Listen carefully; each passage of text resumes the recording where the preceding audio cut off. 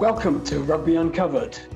We are joined by Exeter Chiefs captain Linde van der Velden, and we are privileged to have Linde joining us this morning. Hi, Linde. Morning. How are you? I'm fine. How are you? Yes, I'm great. We're curious because it is not a well-known rugby nation.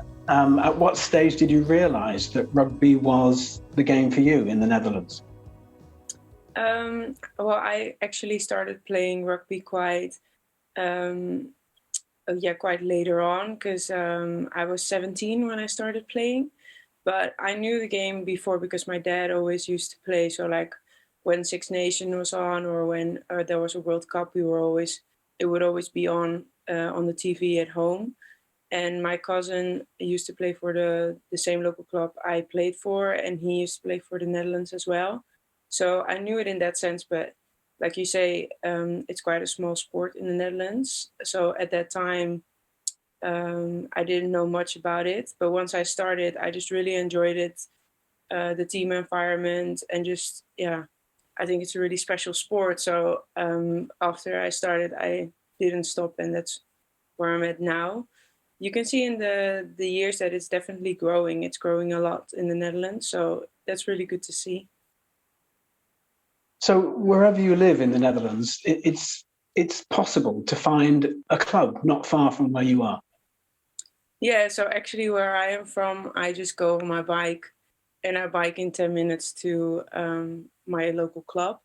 And there are actually quite a few clubs in the Netherlands. Like, I think it's bigger than people expect. Like in the women's league, we actually have three competitions. Now I think four competition leagues.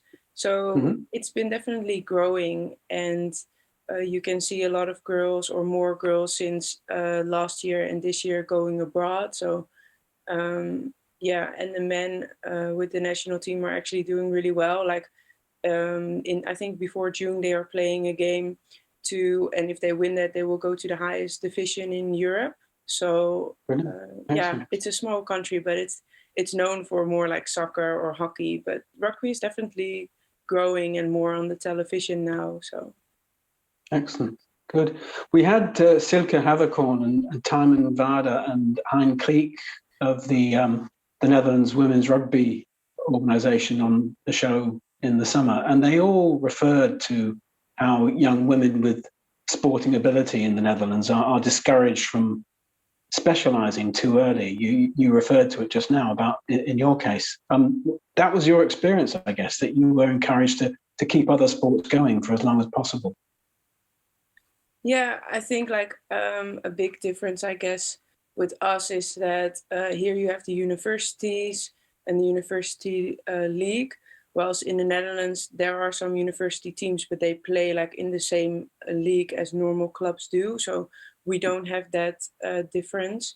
We now, since a few years, have a rugby academy, which is for girls and boys who are in high school to be able to train during the day. And we have a national training center, which is for after that. And actually, since this year, we have just a girls group, because we used to have the girls would train with the boys, but now we have our own girls group, and they're trying to get a senior academy as well.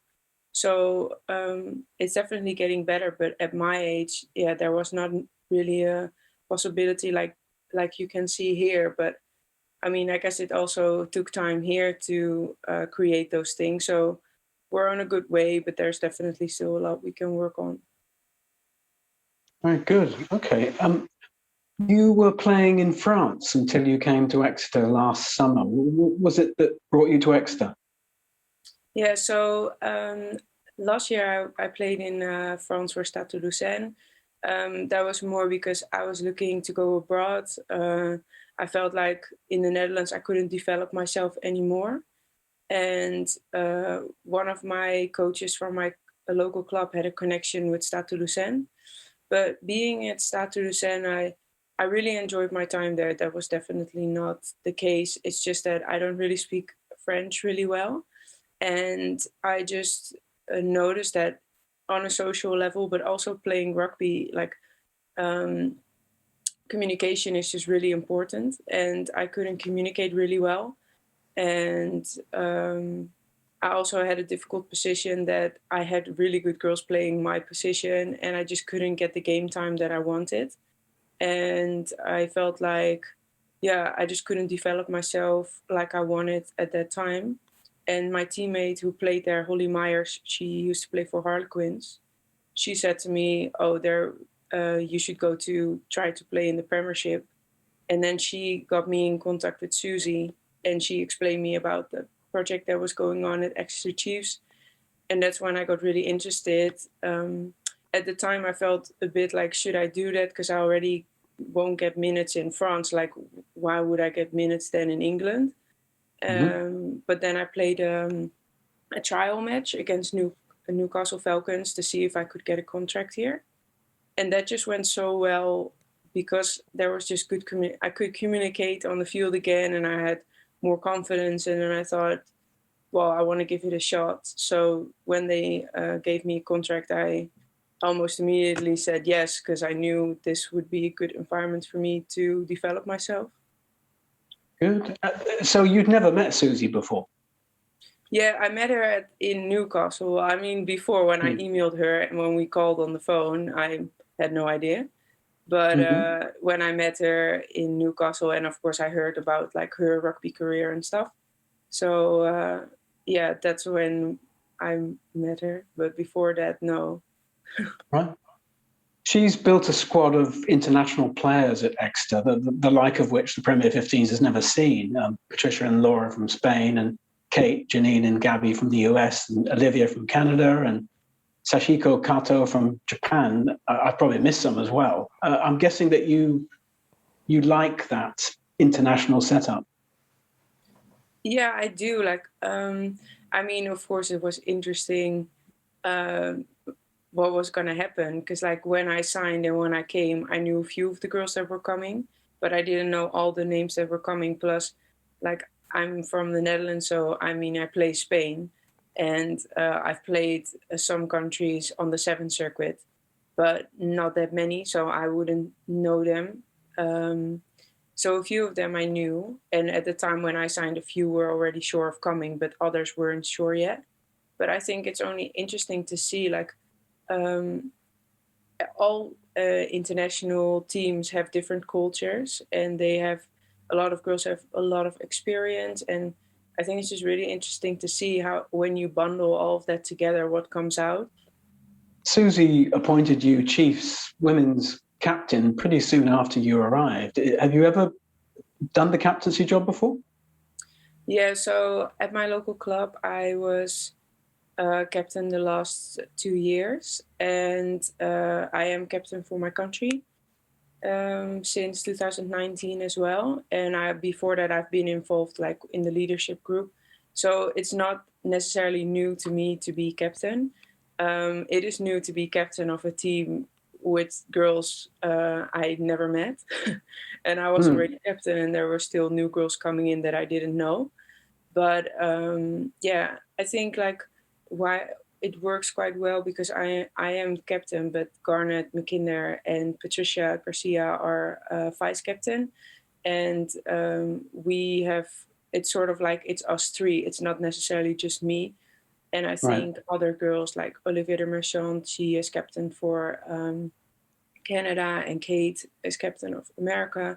So like I can still learn a lot from them as well, and they are still involved, and we have a leadership group as well where both of them and a few others are in. So it's not necessarily that everything comes down to me. We divide it quite well, and everyone shows their experience in the team, and I think that's maybe why it works so well as well. Sure. And lots of communication, I guess, on the pitch. Yeah, yeah. You're going to be incredibly busy in the second half of 2021. There's a World Cup in New Zealand for which the Netherlands can still qualify. Yes, we can still qualify. It would be a very difficult job for us, but it's correct that there's still an opportunity. We play Spain on the 27th of February, and we have to win that game to make have still a chance, because it's basically us, Spain and Russia, and the winner goes through to the other countries of the Six Nations to qualify.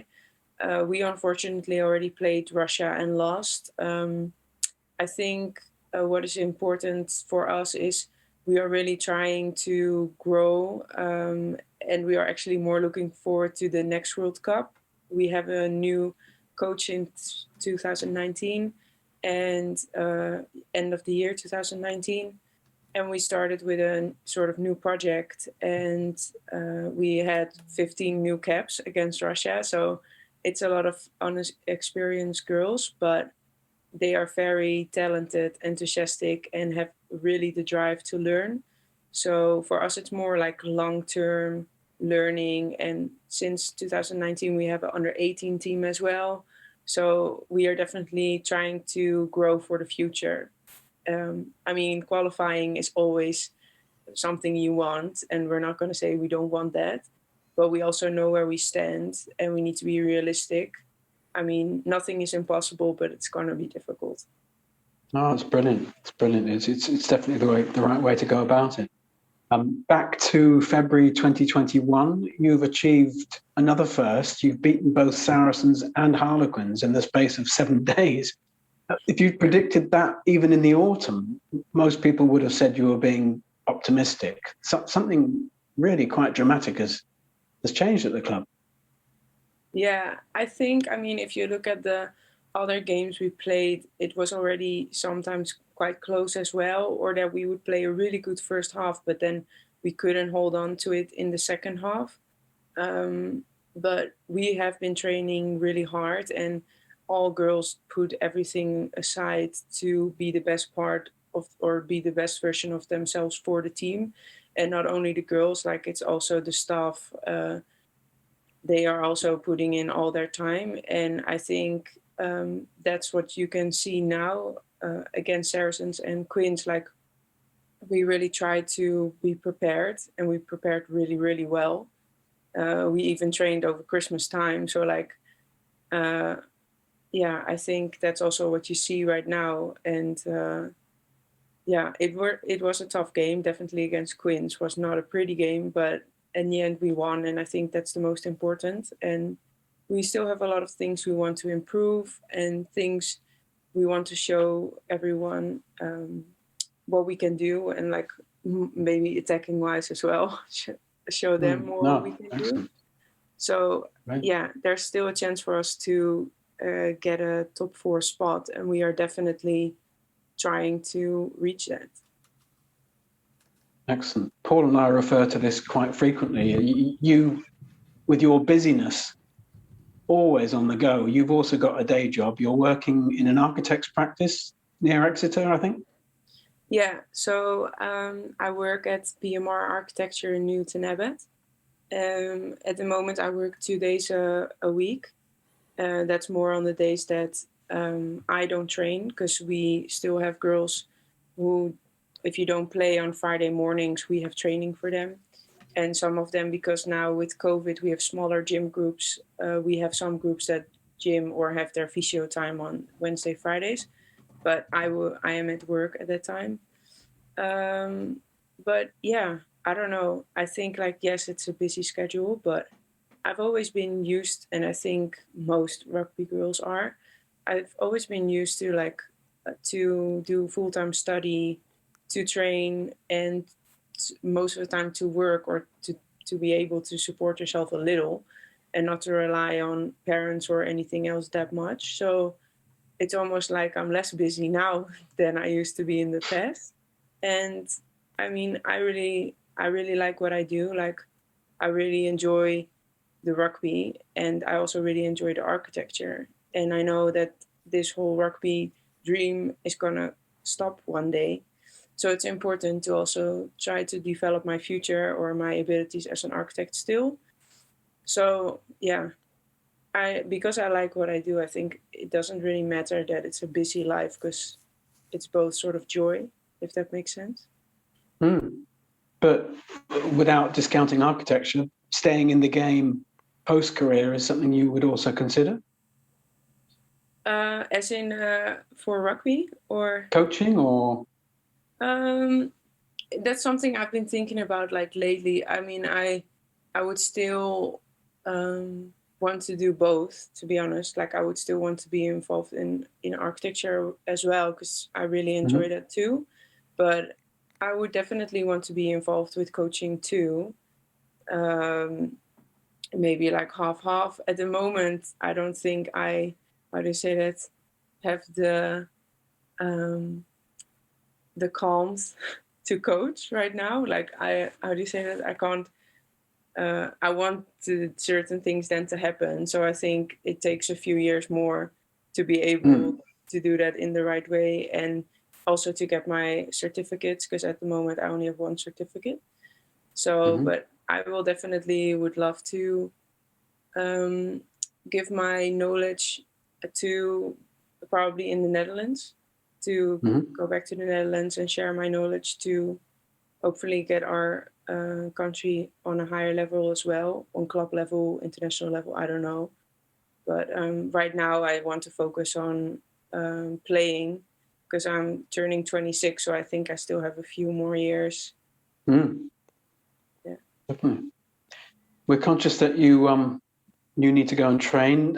Before we go, please tell our viewers where they can find you on social media.